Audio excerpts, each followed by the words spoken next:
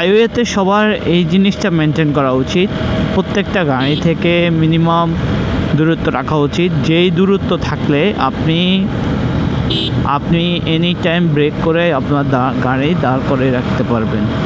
So ওই দূরত্বটা maintain করা উচিত। অনেকে বলে 100 হাত 200 হাত দূরে রাখা, আসলে আপনি ব্রেক করতে পারবেন যতটুকু মধ্যে ততটুকু দূরত্বে রাখা উচিত, যাতে করে আপনি প্রবলেম ফেস না করেন। যদি সামনের গাড়িটা হঠাৎ করে ব্রেক করে কিংবা লেন চেঞ্জ করে, এদিকটা মাথায় রেখে যে কোনো গাড়ি চালানো উচিত। কারণ ওভার স্পিড কারোর জন্যই ভালো না। এই যে সামনে অনেকগুলো প্রাইভেট কার আছে এবং মেবি সামনে ট্রাকের জ্যাম, আর এই অবস্থায় আমার সাইড দিয়েও যেতে পারছি না, কারণ এদিকে অনেক বেশি রং রোডে অটো চলে আসে।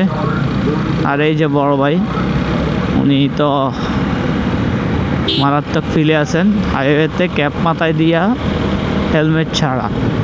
মাশাল্লাহ, আল্লাহ হেফাজত করুক। আসলে একটা সময় হেলমেট ছাড়া বাইক রাইড করতে ভালো লাগতো, এখনও লাগে না এমন কোনো কথা না, লাগে, বাট সেফটির জন্য আপনার হেলমেট পরা উচিত। তারপরে আল্লাহ ভরসা।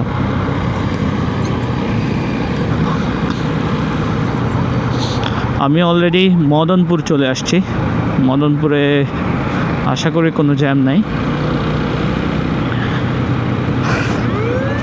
মোটামুটি ভালো দেরি হবে আজকে, লেট করে ফেলছি তো।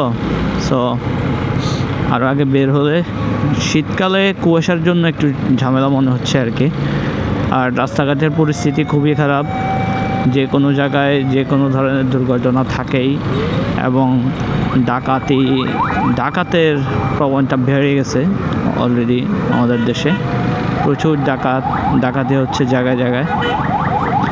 সো এই বিষয়গুলো আসলে মাথায় রেখে আরও আগে বের হতে চেয়েছিলাম, বাট হয়ে ওঠে নাই।